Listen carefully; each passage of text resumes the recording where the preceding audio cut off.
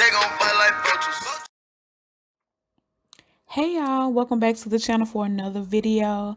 I'm Lauren and this YouTube channel is Caught Up in a Book with Lauren, where we offer you book reviews and more for the culture. Today I am coming to you with a book review. All right. The title of the book is If You Down for Me, I'm Down for You. One more time. If you down for me, I'm down for you. This is by Lysandra King, and it has a part 1 and a part 2. So this review is for both parts. Let me start by reading you the synopsis provided by Amazon. It says, Charles Chucky Kingsley was raised by his older brother, Sean, and his wife, Tierra. Growing up at one point was a struggle for them, but Sean vowed to make a way of no way and protect his family at all costs. Chucky knew the struggle, lived it, and once he was out, he vowed to never go back. Alongside his best friend and brother, Simon, they climbed their way from the bottom to the top, proving that they were ready to take over and run the Kingston Empire. Once the reins were handed over, Chucky proved to be just like his brother. Some will call him worse, but he had a point to prove that just because he was Sean's baby brother, he earned everything he was given. The business side of his life was great, and he was making more money than he ever knew what to do with, but his love life, on the other hand, was non-existent. Breaking up with his longtime girlfriend, Candace, he decided to take a break from all the love and relationship and just live life, but that was until he met Elle Baxter. The 5'6" chocolate beauty came into his life like a whirlwind and wreaked havoc on his heart. As quickly as she came into his life, she left out the same. Just left an impression on him that made. Let me start over, y'all. This is already a sign of the critique I have for the book. She left an impression on him that made him fiending for more, but she curved him at every turn. Chucky was determined to make Elle his at any cost. The heart wants what the heart wants, and his heart wants her. So that was the synopsis for part 1 of If You Down for Me, I'm Down for You by Lysandra King. And towards the end, I will give you the synopsis for the second book, or part 2 of this series, which I will say magically has a part 2. So everybody, this book for me was a hard read. It was hard to get through, but somehow I managed. This book seemed very amateur, almost from the very beginning. And I guess I could say amateur in like the worst possible way, because it starts with the title. It starts with the title. If you down for me, I'm down for you. The lack of grammar, even in the title of the book, was the first red flag. And this is a book that was kind of recommended via Instagram to me. And I can't tell you what led me to go ahead and give it a chance or give it a shot, but I kind of regret doing so. So let me tell you about the book. I'm gonna do my best not to do any spoilers, but truthfully, well, that's not the truth. There are spoilers technically to the book, but it's spoilers that I would tell you could miss out on, because I would not recommend that you read this book. unless you have to. um,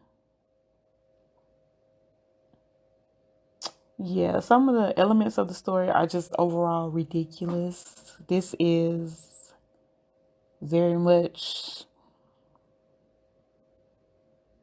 fiction that like borderlines on fantasy because the things that happen in the book just don't make any sense. So, like the synopsis said, the book starts with us being introduced to Chucky, and apparently, Chucky is the man. Chucky goofily runs into Elle while they are at the club. We find out later, or at some point, that it's his club. She quickly dismisses him, and somehow he's intrigued. So I got the vibe from the beginning that he's not used to people not being into him. He wasn't really described as a pretty boy or anything like that. The best description of any of them is what we got from the synopsis, which was, I think, L was about average height and chocolate. That's that's the only characteristics or traits that I remember from the book. I don't think any emphasis was put on anything else. Elle, when she bumps into Chucky, is out with the club with her good friend Sharice. And they're having like a girls' night out.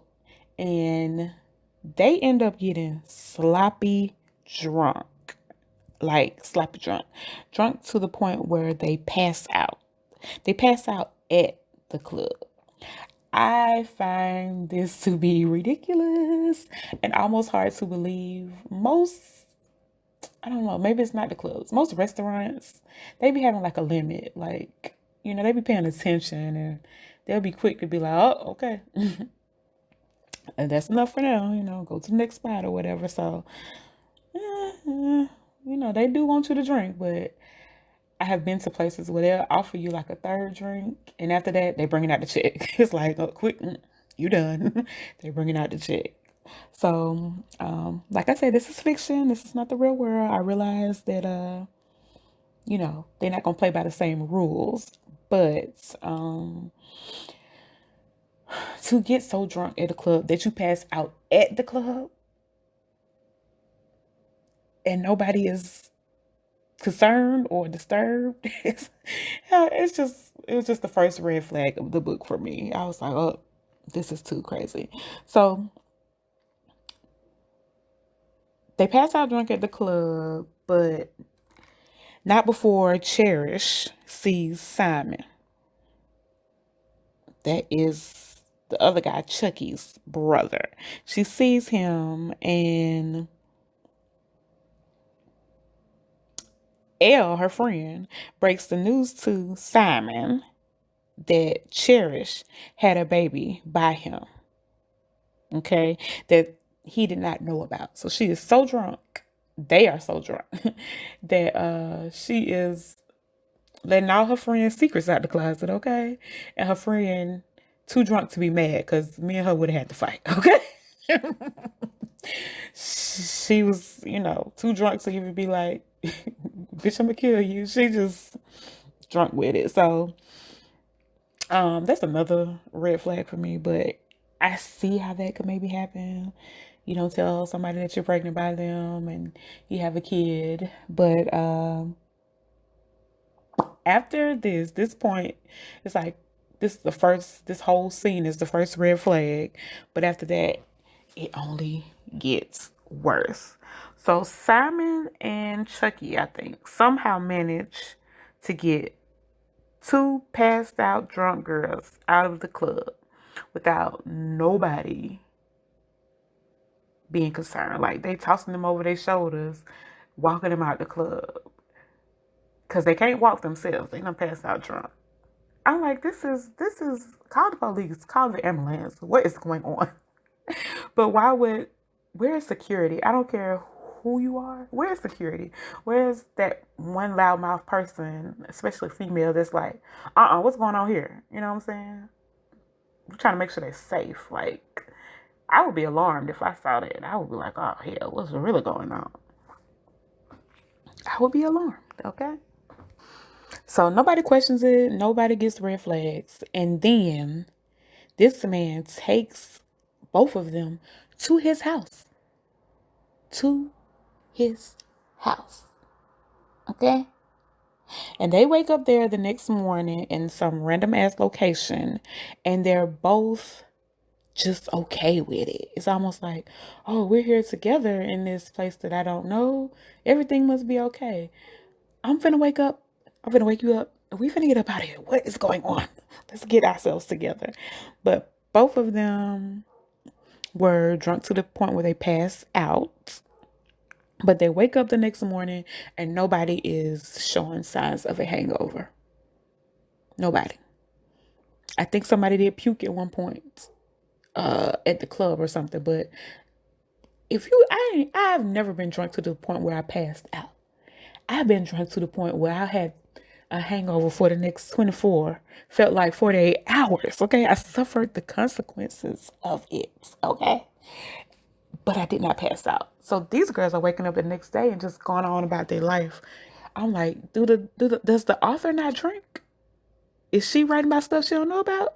Because drinking till you pass out equals a hangover the next day. So this is me being real critical, but it needs to be done. It's got to be there because one of them, the friends, Cherish or L, was jumping on the bed to wake the other friend up. No, ain't nobody jumping on the bed after no hangover, okay? Unless it's the money involved. Is somebody daring you to do this, okay? Did they already give you half the money already? People don't function like that when they're drunk. It don't make no sense. They wake up, they don't have no headache, they don't have no light sensitivity, they ain't nauseous, they don't feel bad at all. They wake up as if it is a regular day, jump on the bed and talk in each other's faces with funky puke before the night before breath and just go on about their life. And the guy comes in and he's just like, oh, this is so sexy. Where's my baby? I'm like, okay, this just weird. I know we get twisted turns and plot twists and it's supposed to be fiction, but it's too much to the left. I'm sorry. So the book was all over the place. The book was all over the place. There were too many characters. Too many characters. But so Simon, at some point, after all this waking up at somebody else's house, they end up staying for breakfast where this is somebody else's house. It's not even Simon's house, if I'm not mistaken. It's somebody else's house. It's the other guy, Sean, his brother. It's somebody else's house. So they end up staying for breakfast and kind of being introduced to the quote unquote family. And the next day or two, he goes to see his son. Now, they haven't seen each other in 2 years. They slept together one night. She got pregnant. If it's a full 2 years, the baby is only one in like 3 months. They describe the little boy like he is 5. He's walking around, he's talking, he's doing all the things, and he is only 1. I don't know if the author, I know, I read the author's synopsis, I read her information. She's a mother and a grandmother, so I assume that she knows how babies are. At 1, yes, a baby can walk. And yes, some of them can talk. But they are not having a full conversation. Just turning 1. I'm not saying 1 going on 2. I ain't saying 18 months. I ain't saying 24. They are not having a full back and forth conversation with you. Complete sentences and all. You know what I'm saying? It's very repetitive. Mama, dad. Yes, no. You know, you might get a 2-word sentence, 3-word sentence. I want me, They not saying, Mama, can I have some juice? They might juice. They're not saying the whole sentence with you. So that's I guess a critique of the author. Another critique of her. She didn't do a good job of presenting what she described to us. And she described to us a 1-year-old baby that his mother got pregnant with 2 years ago. So it takes 9 months for the baby to cook. And then, it was 2 years later. If it's 2 years on the dot, he just won. Either way, he just won. But he's like he won in maybe 3 months. Okay. If he came early, I'm sorry, I can't even justify it. But he is less than 18 months old. And they are talking about him like he's 5. It makes no sense. Now, this book was all over the place. It was all over the place. It's a bunch of characters. Like I said, all the men are related, kind of. It's not really clear if they are actually blood or if they just call themselves brothers, or if it's one of those situations where some of them actually are related and then, they just collectively, oh, this the brotherhood. That wasn't 100% clear to me. I will say something. For it to be so many men in the book, so many characters, there are no book bays in this book. No book bays. None of them were sexy or gave off sex appeal through their actions or through what she wrote. And none of them were even interesting. And the same goes for the females. Like, very little personality, very little characteristics, nothing. The people in these books were like cardboard characters, pretty much, in my opinion. So the guys were all like wannabe gangsters. Not 100%. I'm not 100% sure if we ever get a true description of what they do. I can assume it's something to do with drugs, maybe guns, that sort of thing. There was one guy in here, Seth. I think he's the connect. But all the guys in the book seem to be little lovesick puppies. They gangsters and going hard in the invisible streets because you never see them in the streets for real. But they are some little lame ass pussy whipped love sick puppies. Like, all of them were just giving, oh my gosh, babe, oh my gosh, oh my god, oh my god, oh my god. No, no, no. It's like we looked at each other. Now you mine. You mine. It was terrible. It was terrible. The characters that we met, some of them, the author did not do a good job of like properly introducing the characters or giving them a true purpose, saying who they were, what purpose they serve, and why they were there in the first place. We got introduced to some random twins at one point in the first book, and I think we only saw them for like a scene or two in the book. And then we got introduced to Seth. Seth is the plug or the connect, if I'm not mistaken. So I'm assuming we got drugs in here. They don't really get their hands dirty. And if the author can't get this part of it right, I don't need her to get the hands dirty part incorrect as well. So, you can, I guess, hint at it, but don't elaborate if you're gonna be off or just making up stuff. But we wasted time hearing random stuff about Seth and his love life. Like, he was a minor character. I guess in some ways he was a bridge of connection to the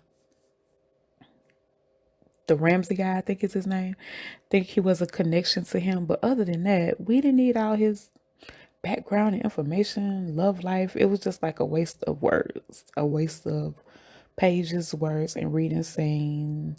And I don't know if the plan is for him to get his own book at some point, but that information for him should have been saved for that book because it served no purpose for this particular book. The plot of this book was mediocre. I feel like the first book ends right as the book was at the climax. And yeah, it's not a smooth hip cliffhanger. It's a sharp cliffhanger. A sharp cliffhanger that I don't think you really see coming. The only reason why I saw it maybe coming is because of the time left to read in Kindle. I was like, if this is the end, where are we going? I thought it was just going to end with that scene, but it ended in the middle of that scene. So it ended right in the middle of a very climactic scene in the book. The two books could have easily been one book. It could have very easily just been one book. Take out all this extracurricular writing and talking, make it make sense, and write one good book. But unfortunately, in this new era of writing, like the digital area, we end up with this type of thing, and it kind of makes you angry. I know, at least for me, it does make me angry because the authors can put out these books so fast and give you half a book because it's easy, then put out the next half in like a month later. And it's give me one good book, okay? Give me one good book. I feel like it's a moneymaker for the authors, and it has to be because so many of them do it. It's so common at this point, for people to give, you know, part 1, 2, 3, 4, 5, 6, 7, 8, 9, 10, and none of them actually be a whole complete book. Maybe we could get 5 books in a series. Like making a series is nothing new, but having these cliffhangers that are just ridiculous. It's almost like the Dynasty. Who shot JR? I don't remember all the details of that, but I remember it as a, a cultural thing. Who shot JR? So this is the vibe that it was given to a degree. It just wasn't well written though. It wasn't well written. And the second book starts off where the first book ended. I went on ahead and read the second book because it's kind of like a car wreck or a train wreck. You just can't look away. And I kind of needed to see where we were going or if we were even going anywhere. So reading part 2 helped me see that we really weren't going anywhere. But if part 2 or the second book would have ended with another abrupt cliffhanger or on any type of cliffhanger to entice you to maybe read the next book, I would have just stopped. It would have been, I read part 1, read part 2. I would not have continued reading this series because it's a waste of time. It feels like a waste of time. I would have had to let it go because making it through these 2 books was rough. It was hard enough, and yeah. All right, let me let you know what part 2 is supposed to be giving according to the synopsis. Now, these synopses are relatively long, and for them to be so long, and I'm assuming detail from what I'm looking at, maybe she need to be writing synopsises. Maybe that is her forte, but let's see, because I don't even know if these really giving what they need to give, but let's see. The lives of the Kingsley men has just been turned upside down, and neither brother knew what to do to get things back right. Just when Chucky and Elle came to an understanding about their relationship and decided to make things official, here comes the past biting him in the ass. Chucky made it clear on more than one occasion that he was done with Candace, but she wasn't done with him, and having his baby would be the perfect solution to her problem. Thing is, Chucky didn't for once believe that it was his baby because he felt no connection to it or the mother.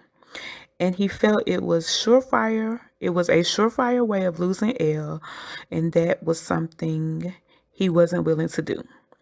Elle had finally stopped running from love and began to embrace it, but then this bombshell was dropped and it changed everything, at least for her. Chucky was a man determined and wasn't going to let her go, no matter what. But how could she compete with a baby? Growing up, Simon has always had abandonment issues and turned to the streets to find out what a family was supposed to feel like. Growing up with a drug addict for a mother and a father he never knew caused him to feel like the world was against him. The mere thought of now knowing who his father is has left a bad taste in his mouth. He has no doubt in his mind who his real family is, and he will do whatever it takes to protect them. Take a ride with these brothers and find out which direction this will take them. Fatherhood, maybe. Family bonding, who knows? Find out how one little decision can flip and switch a whole person's life upside down.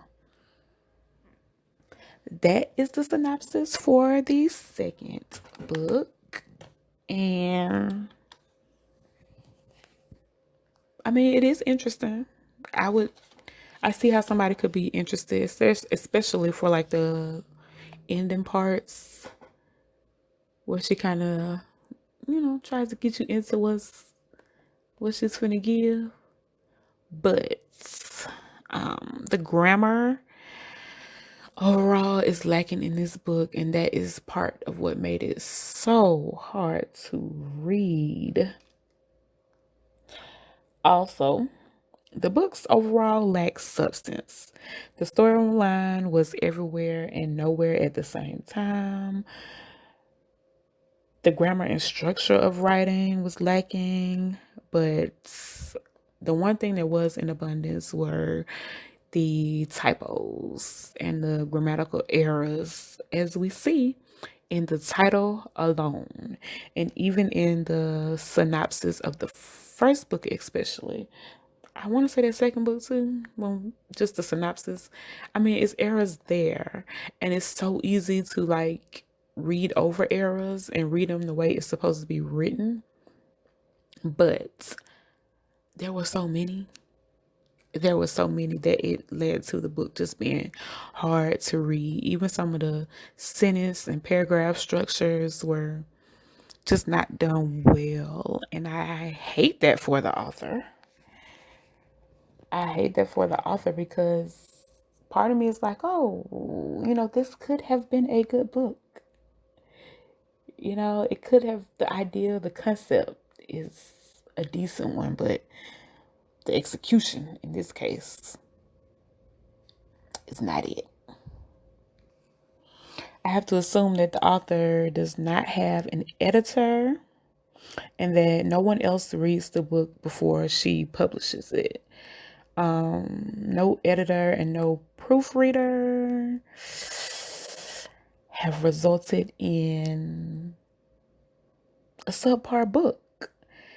I wish that she would invest or get an editor, and maybe get someone else to read it, like a beta reader, as they call them, so that she can get that feedback. You know what I'm saying? Sometimes you're not going to see your own errors, but someone else reading it will. And sometimes even Word and Grammarly and other apps that people use can sometimes miss the error. You know what I'm saying?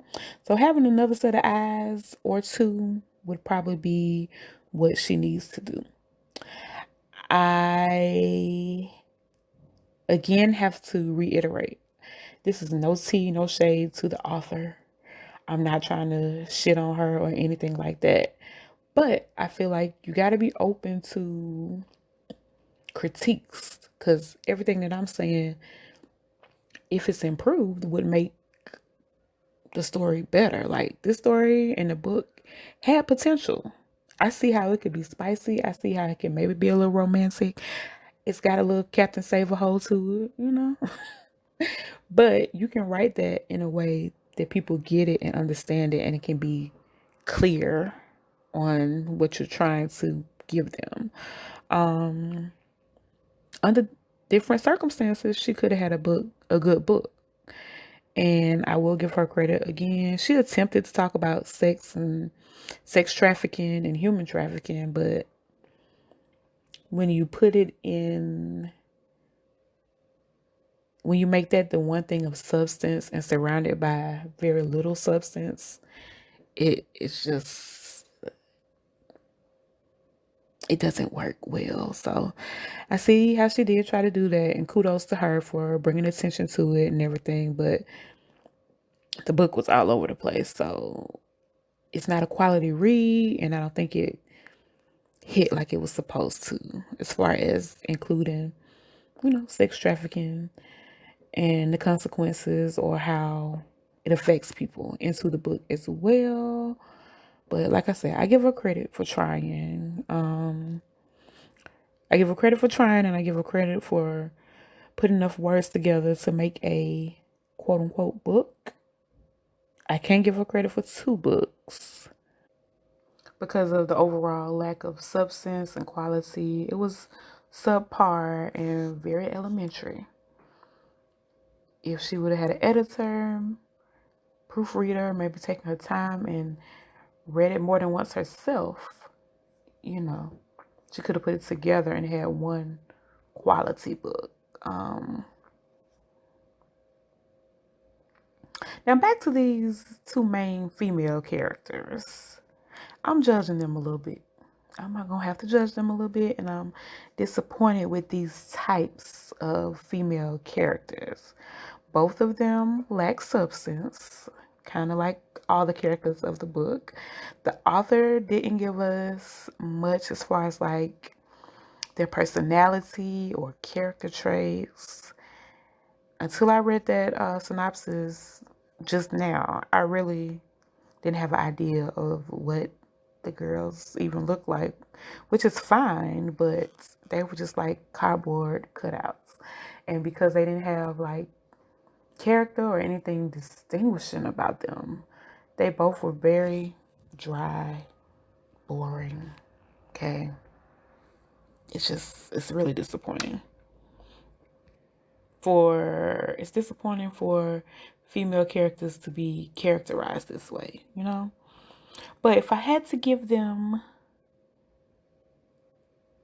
character traits, or the vibe that they gave me was that they are both silly in the worst way. Not no ha funny way, just silly, simple, okay?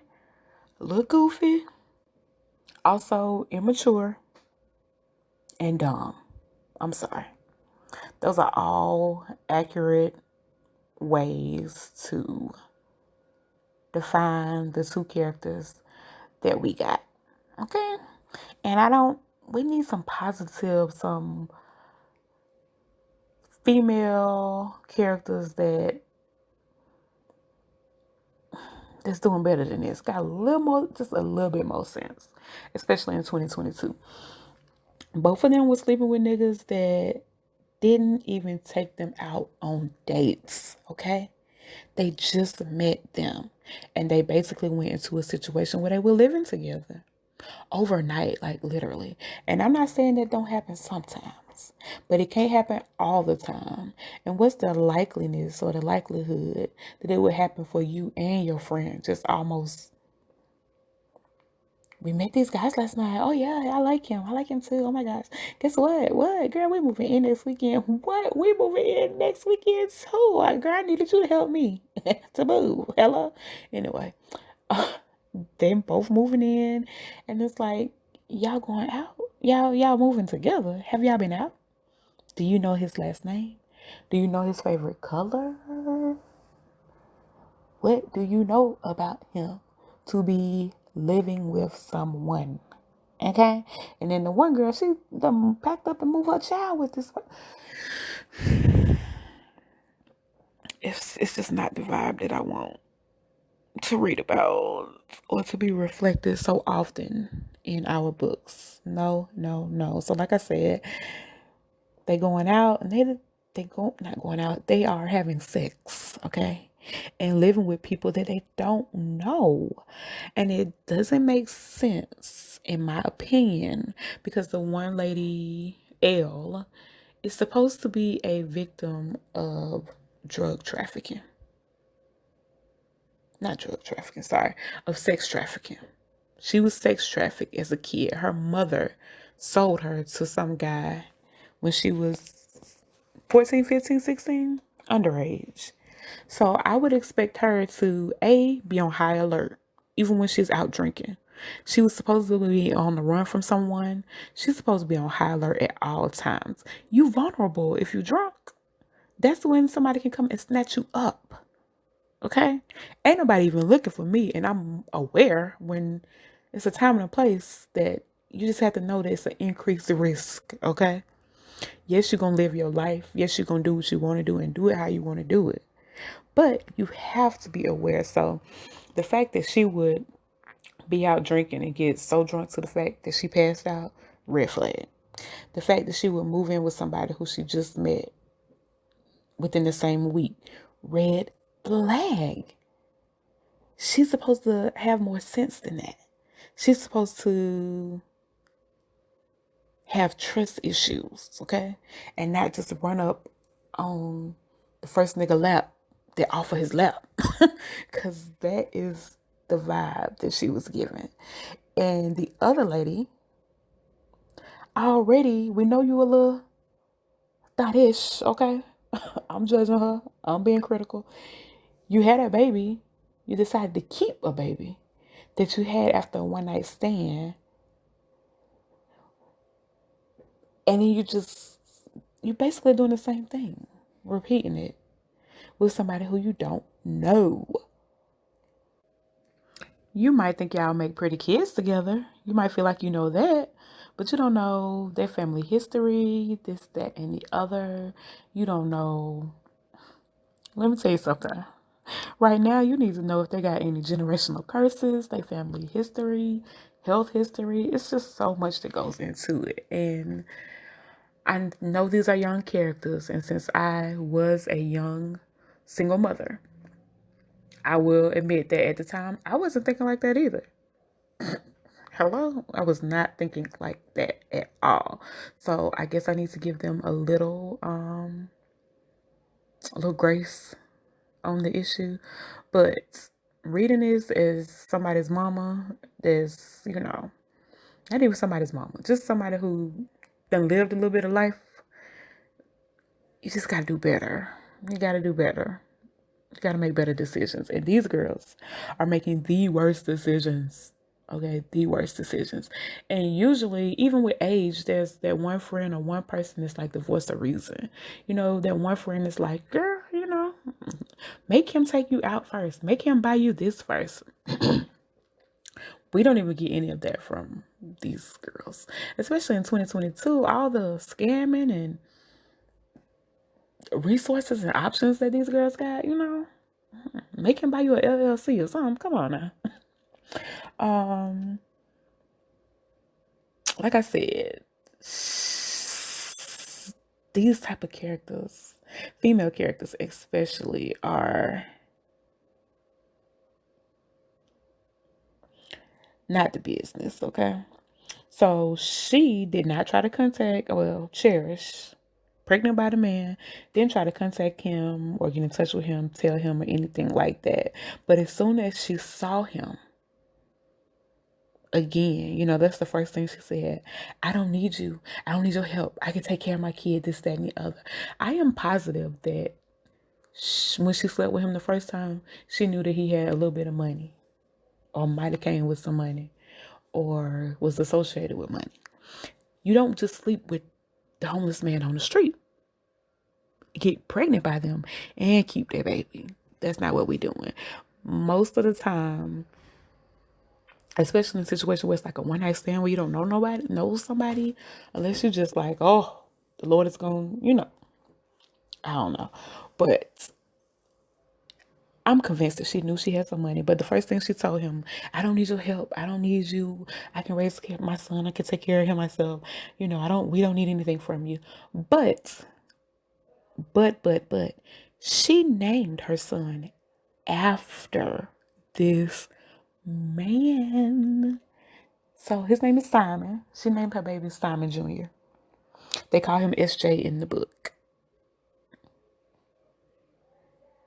You don't want nothing from him. You want him to know that you don't need him. This, that, and the other. but you needed his name, but you wanted his name. Girl, stop. Girl, stop on every day of the week. Stop it, stop it, stop it, stop it, stop it. No. Make it make sense. That don't make sense. It makes no sense. If you don't need him, you don't like him, you can take care of your kid by yourself.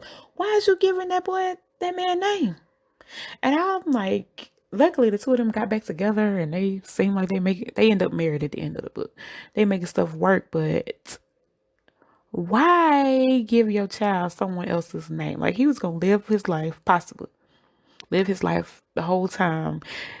Named after somebody who he don't know. Named after somebody who don't know he exists. Okay. And I'm surprised that didn't come up in the book. Like, you gave him my name, that type of thing. Most men, if they want a junior, they want a junior. And they be serious about it. Some men don't want juniors. And I understand that, but I do not understand how you can name your child after somebody. Literally, Simon Jr. And then still not want to tell him that the child exists, not want him to be involved and that sort of thing. And honey, in 2022, we need all the daddies to be involved, okay? We need all the daddies to be daddies. We need all the uncles to be daddies and uncle-like figure. We need all the coaches to be daddies and uncle and coach-like figures. We need all the men that's willing, that's able to pour into these kids, especially these little black boys, but all the kids. Okay? So that made no sense to me. And in another scene, Elle had sex with her dude, Chucky. She had sex with him in a house full of people. Okay? Remember, I told you they don't be at their own houses, they be at other people's houses. Like, and it's not even set up like a compound. It's weird. It's so weird. It's so weird. It's so weird. Had sex with this man in like the theater room or something. Fell asleep with him half naked. And then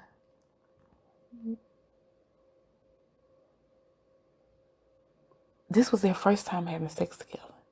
At that point, she still didn't go on no dates, hadn't been to his house, and you're gonna sleep with him in the theater room. And something like that is supposed to be like a little quickie, They done fell asleep. And the man who owned the house, I think it was Sean, walked in on them like, what? Where they do that at, y'all? Where they do that at? They didn't present it as a little quickie sneak off. Let's get it in right quick. No, let's go in here, have sex, and then fall asleep. It's just we ain't never gone out in public together. You ain't bought me no coffee. You ain't met me at the library. You have not bought me a meal. Nothing. You don't know my full name. I don't know your full name. Like, it's not given. It's not a given. He couldn't arrange for a hotel room or nothing. That's absolutely crazy, y'all. These people are supposed to be rich, balling, okay? Well off. I don't know what level of it is, but they're supposed to be able to get a hotel room, okay? Not go to my big brother house and sleep in his spare room, okay? This is not a vacation. We're just not visiting. So even if you don't want him to come to your house and he don't want you to come to his house, neutral territory, can we get a hotel room? Come on, y'all. And this, my brother not out of town. Let me exploit and use his house. No, he in his room. He sleep. Girl, come on.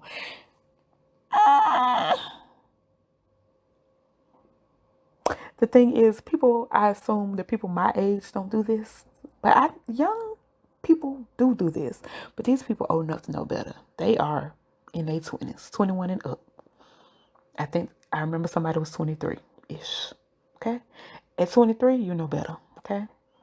Now, if you being fast fucking at 16 to 17, yeah, you're going to do it where you can. That might mean doing it while somebody's parents at home or this, that, and the other. But, I mean, even by 23, you're supposed to have elevated just a little bit, okay? A house full of people that you don't know. with a nigga that you don't know. That's crazy to me. And again, like I said, she is supposed to be a victim of sex trafficking. You would think she would have her guard up a little bit more. You would think she would be more aware, but I also see how maybe that makes her in a character book. I don't know if this is real life. Makes her looser or something. Maybe she's more willing to explore, but they didn't present it that way. They presented it very much as her being in love and oh my gosh, swept off her feet. But it's not smart at all. But that's why you get the characteristics that I gave you: immature, dumb, silly, goofy. They all were a little goofy because even with the guys, I was expect them to be a little bit more selective or a little smarter about some of the actions that they took. Like, you're not supposed to bring the random girl that you meet at the club to your house. Not to your house, your family house, your people's house, nothing. She's supposed to be at the hotel, you know what I'm saying?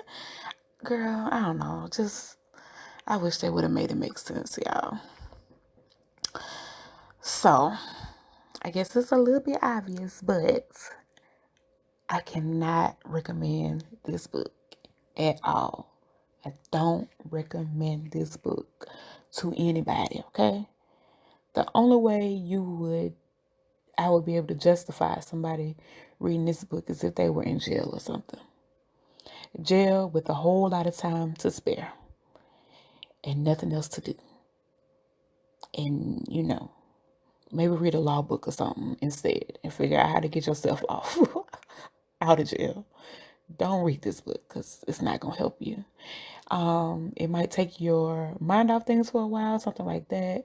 But I think even a prisoner with some high school education, they didn't even have to graduate. With a little bit of high school education, would be like, what the fuck is this? Okay? And they might say, I can do better. And maybe they would write a book and it would be better. Okay? So maybe if you need it as motivation of what not to do, okay, then the book would be of some kind of substance to you. But as far as how many stars or the rating that I would give this book, it would be like a 1.5. And that is pushing it. That's giving a lot of credit for the author just having the courage to put something together, present it, and do it. It's giving a lot of credit to her being a female and I guess a business owner of sorts, doing her own thing, making money. It's giving a lot of credit to that, but the stuff some of the other stuff I can't ignore. I cannot ignore. I don't think you should waste your time with this book at all. This is not for the culture, okay? Not for the culture at all, because the culture wants to read something with substance. The culture wants to read something with as few typos as possible. The culture wants to read something with some decent grammar. We want to read something that makes sense, okay? It don't have to be our story. It don't have to be the same story. It can be a new story. But it's got to make sense, okay? This is the type of book that I don't think will ever be on Audible. Because if the person had to read what was written, it would be a struggle. And I hope that somebody wouldn't let that happen. Like, I mean, it got here to where I'm reading it, but this would never be an Audible because they would have to correct the grammar. I'm sorry, they would, but like I said, 1.5 stars, and that's even giving a little credit for the fact that the females did not call the men daddy in this book. Okay, so there's no daddy in this book, but that's because the book lacks substance overall. Okay, honey, No daddy, but not much of absolutely anything else either, okay? Skip this book. Skip this book. Skip this book that I found through an Instagram recommendation. But you can follow me on Instagram. The link is in the description box below. Also, make sure you like, share, and subscribe to this channel. Come back for more book reviews and more for the culture. Thank you very much for watching and listening. And if you want to hear my reviews on other books that I would say are for the culture, check out my book review playlist. Happy reading, everybody. Bye-bye. Do it for the culture. They gon' bite like vultures.